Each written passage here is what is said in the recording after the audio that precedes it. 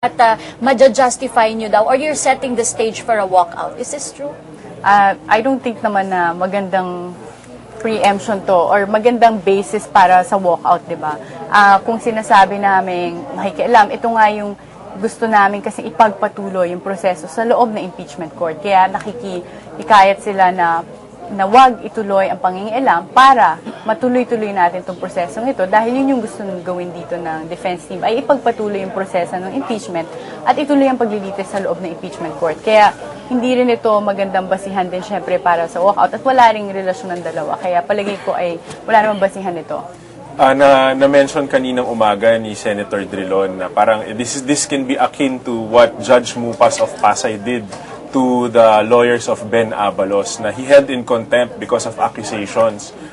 Handa po ba ang defense na ma-contempt kung sakaling madesisyonan? At to what extent po kayo naniniwala or paninindigan itong assertion ng 100 million? Yan kasi yung paglahad. Siyempre, hindi siya simpleng bagay, di ba? Na magdesisyon ka na haharap ka doon sa publiko at haharap ka sa telebisyon at sasabihin mo itong mga to. Medyo mabigat, tama ka, mabigat na mga paratang yan. Tingin ko, ito yung isang pagpapatunay na talagang yung mga nakausap doon sa defense team ay naniniwala. Ganon sila katiwala sa kredibilidad ng kanilang source. At nung nag-usap-usap nga tungkol dito, sabi nila handa nga silang tanggapin at harapin kung ano yung magiging consequences ng mga paghahayag na ito. Congressman Tañada, may mga nagsasabi po na ihayag na lang nila ng depensa itong source nila at kayo din daw po ay maghayag kung sino yung small lady. Hanggang ngayon nagtataka pa rin ang publiko. Well, mamayang hapon ang dadating rin po ay ang bank manager ng PS Bank, no? Baka pwede yan magbigay ng linaw rin sa usapin na ito dahil ang binabanggit nga po ni Congressman Ray Umali, hindi talaga niya kilala, no? You don't remember, as a matter of fact, it's a bunch of documents na he received that day. So, hindi niya ma-pinpoint kung particular kung anong oras nangyari yun. So, yun yung problema dito, no? Merong pahayag rin po si Senator Cheese rin kanina sa isang programa na yung evidence that was taken or that was received by the impeachment tribunal from the PS Bank can be considered admissible. It may not be used as yung claim na fruit of the poisonous tree, no, argument dahil that is used pag it is a product of an illegal search by a government agency, government official. If you look at it, this was given supposedly by an anonymous civilian, no, not connected with government. So, sabi ni Senator Cheese in his explanation this morning na hindi pumapasok sa ganung sitwasyon. Congressman Erin, kanina umaga rin lumabas yung mga detalye ukol sa mga ari-arian ng mga congressman. Yeah. And si Congressman Tupas nga napaamin na rin na may pagmamayari siyang bahay. At ngayon naman si Congressman Kimbo, at which he categorically denied. Ano po yung naging implikasyon nito sa pagtakbo ng impeachment trial sa mga prosecutors na? Well, binabanggit nga po namin na talagang merong lalabas na mga black propaganda, no? At hahanap ng mga pwedeng maging butas ng mga prosecution team members. Kasama na rin po ang mga spokesperson. So, yun nga, tinignan na yung kay Congressman Tupas, ngayon kay Congressman Kimbo, pero walang basihan talaga eh. Even the writer did not take Congressman Kimbo's part in the story. And Congressman Kimbo has barangay certifications and everything to prove that that property is not his. So pinag-aaralan ni Congressman Kimbo yung iba't ibang mga legal options po niya tungkol dito.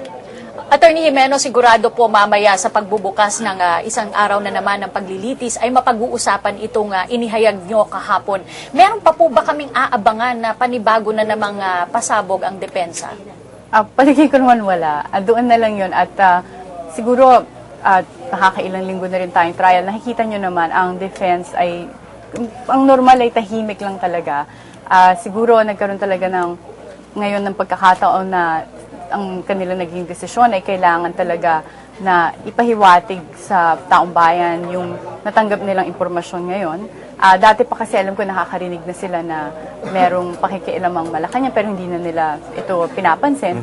Pero siguro ito para sa kanila ay isang mabigat nga na maparatang na kailangan tingnan at kailangan ay siguraduhin na hindi mangyari. Isa po sa mga nasabi ni Attorney Dennis Manalo sa kanyang sa press statement na naganap po ay rumelax lang po ang presidente dahil may oras din naman ang defense. Is this an admission na ibibigay ng voluntarily ng Chief Justice ang kanyang dollar accounts at isusumite sa impeachment court? Ang pagkakaintindi ko kasi, kung meron man issues talaga yung mga accounts, hindi naman kasi klaro, yung kahit yung pinapalabas kasi nila dun sa PS Bank, nung sinabi ng presidente ng PS Bank, yung pinapakita sa kanyang dokumento, sinasabi niya, it appears to be spurious and false. So, yun yung problema dito dahil illegal yung pamamaraan, hindi rin natin alam kung authentic. Hindi din sila makapag-comment kung ano yung nilalaman dahil hindi nila alam kung kanino naman yung account na yun. So, pero ang pagkakaintindi ko mula doon sa nasasaktal kay Chief Justice Corona, handa naman daw siyang buksan ng lahat ng accounts. Pero ito sana kasi isang bagay na gagawin dapat pag panahon na ng defense maglabas ng ebidensya. Ang nagiging problema kasi pag minamadaling proseso at tinalabas ito ng hindi sa tamang paraan, ngayon parang yung nangyari nga doon sa parang 45 properties na wala siyang pagkakataon na ipaliwanag ito na maayos, mangyayari na naman dyan, taken out of context. Kung ano ilalabas nila, ipapag-usapan sa publiko at mali-mali at na hinuhusgahan na agad siya nang wala pang tamang eksplanasyon. Kaya ang hinihiling sana dito ay pasensya sa publiko na sa tamang panahon ipaliwanag lahat. So, ibig sabihin po ba nun ay aasahan namin ang pagbubukas ninyo ng dollar accounts, yung records ng dollar accounts ni Chief Justice? Yan yung pagkakaintindi ko. At ako rin, syempre, umaasa rin ako na ito yung lumabas sa ating paglilitis. Bakit hindi na lang po pumayag ang depensa ngayon at i-admit na kunin nilang ebidensya, kunin din po, i-mark din nyo po bilang ebidensya? Yun nga, dahil doon sa aking nabanggit Opo. na sa ngayon yung nangyayari kasi, hindi pa yun yung sang-ayon sa tamang proseso. Katulad ng yun, nung humihingi sila ng bank accounts, parang ang labas ay fishing expedition. Kaya sinasabi, pakita nyo yung relevance. Kasi doon sa verified complaint nyo, hindi naman malinaw kung bakit biglang ngayon sinasabihan nyo dyan kung basahin natin yung mga original na alegasyon. So, ang ano dito ay ayaw niyang bendisyonan ang mga pagkakamaling ginagawa ng prosecution. At yung ngayon naman, doon sa dollar account, lalo na't illegal yung pinanggalingan, ayaw mo syempre sabihin na sige, okay lang na maging illegal ang pamaraan at ang proseso. Kailangan lang linawin, no? Merong nakuha tayong impormasyon mula sa testigo, yung pangulo ng bangko na nagsasabi, itong mga accounts na ito exist, no? Ngayon, ang tanong lang kung may laman o hindi, no? Dahil iniisa-isa ni Senate President Enrile nga ito at doon umamin. Ang hindi lang umamin ang pangulo ng bangko kung yung form ng signature cards are original or spurious. And this is the reason why kung bakit pinatawag ngayon yung branch manager. Dahil siya lang naman ang, according to him, according to the president, would be able to identify. So, yun yung usapin tungkol doon. Pero, Congressman Erin, kapag hindi po kayo napayagang i-presenta pa o hindi na po isabpina ang dollar accounts, will the prosecution stop or end Article 2 at that? Well, kami, sigurado na kami sa ebidensya namin sa Article 2. Tatanggapin po namin kung ano ang magiging desisyon ng impeachment tribunal. Sa tingin po namin, yung dollar accounts, pang dagdag na lang, no? Sa pinapakita po namin na hindi makatotohanang pagfa-file ng SALN na ginawa po ng ating punong maestrado.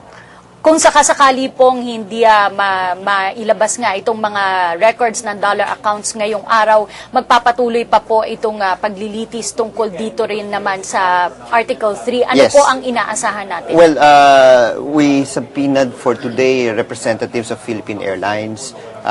Nandyan po yung representatives ng John Hay, no? At if I'm not mistaken, patuloy pa rin pinag-aaralan yung usapin. Baka hindi na umabot muna tungkol sa pagiging testigo po ni Ginoong Visconde. Attorney Jimeno, nag-file po ng motion to quash the subpoena dun po para sa mga receipts na ipinasasabina mula sa Rustans nitong prosekusyon. Bakit po sa tingin nyo hindi nararapat ito? Kasi nga, para sa amin, irrelevant na naman, immaterial itong mga hinihingi nilang ebidensya at saka tinitignan namin na maigi yung complaint at yung relasyon na hinihingi nila at wala na namang kinalaman dito dun sa kaso. Yun ang posisyon ng defense. Kaya nag-file sila ng motion to quash sa subpoena. Nasabi rin po, Attorney Karen, na hindi daw karaniwan sa isang court procedure na mismo ang husgado ang humihingi ng ebidensya at nagpapasabpina. Bakit po in this light may pag-agam-agam at may pag-agam-agam ang depensa? Subalit ang assertion daw po, pag tinignan yung Facebook at Twitters ay hinahanap lang naman ang katotohanan o hinahanap lang naman natin kung ano talaga yung pulot dulo ng mga bagay. Oo. Siguro isang kailangan maintindihan ng taong bayan, no? Sa lahat ng bagay naman sa akin, marangal na hangarin ang hanapin ang katotohanan. At walang mali dito. Ang problema lang ay kung ang paparaan na paggawa nito ay nagiging contradictory o bumabangga doon sa ating batas. Kasi ang problema, kung gawin natin itong dahilan lagi, kahit yung mga tao na hindi talaga naghahanap ng katotohanan at meron lang sariling interes, maging ito'y bahira ng reputasyon ng isang tao o iharas ng isang tao, magagamit nila itong isang dahilan na sasabihin, hinahanap ko lamang ang katotohanan. Paano pagdating sa dulo ay yung katotohanan pala ay walang kasalanan yung tao? Nandiyan na, naharas mo na, naihiya mo na. So, yan yung mga iniiwasan ng ating batas. Kaya para sa akin, importante na huwag i-disregard ang batas sa kahit anong sitwasyon. Hindi dahil sa gusto natin pagtakpan ng may magkasala. Marami tayong batas para siguraduhin na kung sino ang magkasala ay